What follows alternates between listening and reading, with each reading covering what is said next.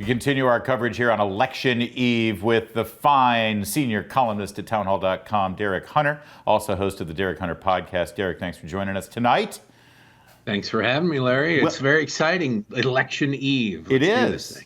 It is exciting. And frankly, I think most people like to read their favorite columnists and get, ready for an election like this. It's a big one. And your columns lately have really been focusing on some of the interesting, unique properties of this election. Most importantly, I loved your article about how Democrats have basically selected these Republican candidates because they were tinkering with the primaries, right? No, I love it. They spent $46 million picking candidates they thought they could easily beat. Yeah. And then those candidates started beating them. Carrie Lake. I don't know who could look at Carrie Lake and think, she's who I want to take on, especially when you've got a Democratic nominee with all the personality of a pet rock against her.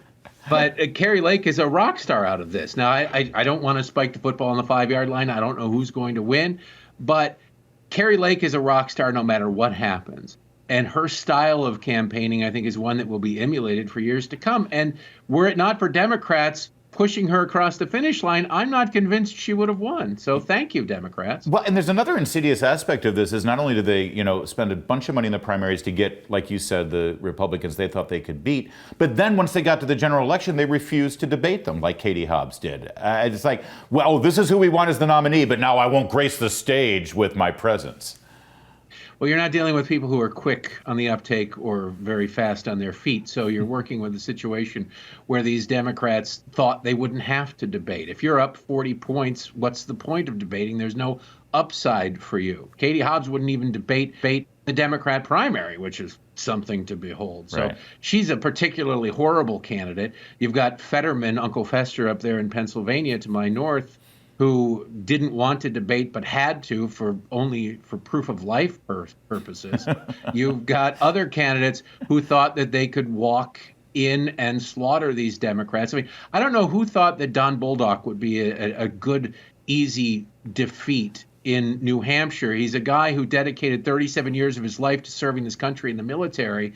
And you've got Hassan, who spent her life in politics. And you thought, well, this guy, we can demonize him as some sort of threat to democracy when he spent his life defending it. He could have cashed out after 20 years and made quite a nice living for himself as a consultant. He chose to stay in, and they thought that they could demonize him. It's funny, the different view. You can tell a lot by who Democrats picked, by what you see into what they really think of as America, and they don't really know America at all. It's hilarious. And Derek, you used to work on Capitol Hill. You worked on the Senate side, and you know how every 2 years the Senate map changes based on which party is really more vulnerable with re-election as incumbents.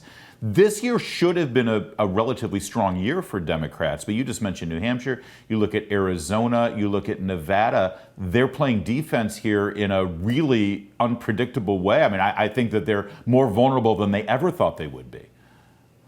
They are. This was a good year for Democrats. There were a couple of Democrats that were up in purplish states, but by and large, they were safer seats. Next year, in 2 years, in 2024, it's actually, at least as of now, a better year for Republicans to pick up some seats. So depending on how well Republicans do this year, we could be looking, and I don't want to, again, get ahead of myself. I hate making predictions. If I bet $5 on the sun rising in the east, it would come up in the west.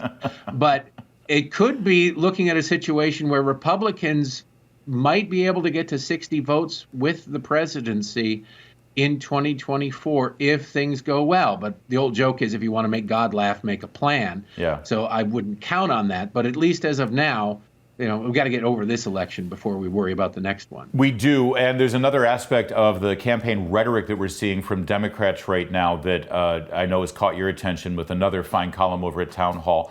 Take a look. Here's Barack Obama stumping last week. Fundamental rights are on the ballot. Truth and facts and logic and reason and basic decency are on the ballot. Democracy itself is on the ballot.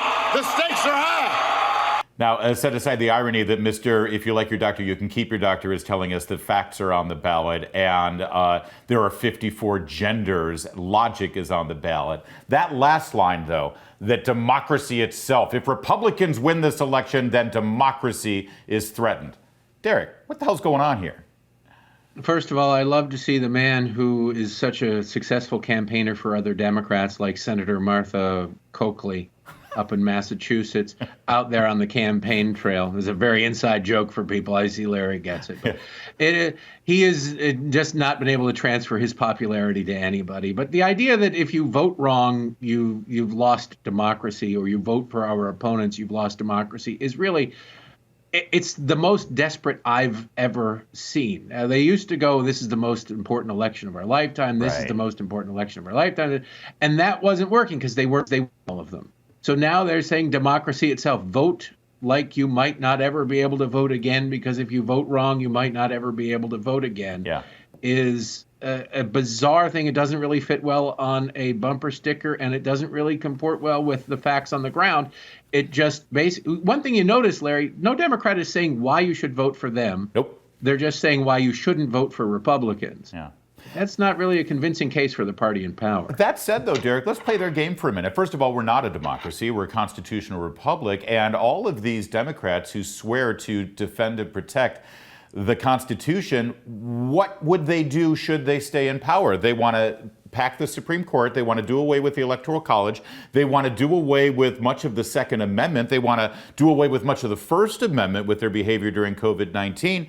And they want to do away with 2 senators per state representation. I mean, the democracy is not in jeopardy, but if they have their way, I would argue our Constitution's in jeopardy.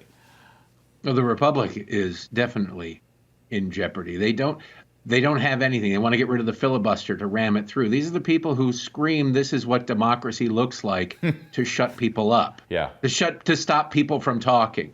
These are the people who, when they lose a statewide referendum in a state like California, they immediately go to court and sue. They don't accept democracy in any way, shape, or form. These are the people who, when they lose the presidency, declare that election to be illegitimate and then set about creating conspiracy theories to kneecap that presidency until they have a chance to come in and get another crack at it. There's nothing about the Democratic Party, ironically named, that is in favor of democracy. They also seem to believe and labor under the delusion that government is the one that grants rights. And actually, that's how they govern, which is a terrifying proposition for people like us, because we recognize that if a government can grant us rights, there's literally nothing stopping that government from taking them away when it so deems them to be unworthy to us. So completely different philosophies of government and futures for the United States of America are on the ballot. Go and vote. If you vote early, if you live in Chicago, vote often. Just do whatever you have to do. Throw a friend in a headlock and make them vote. If they're going to vote with you, throw them in the trunk.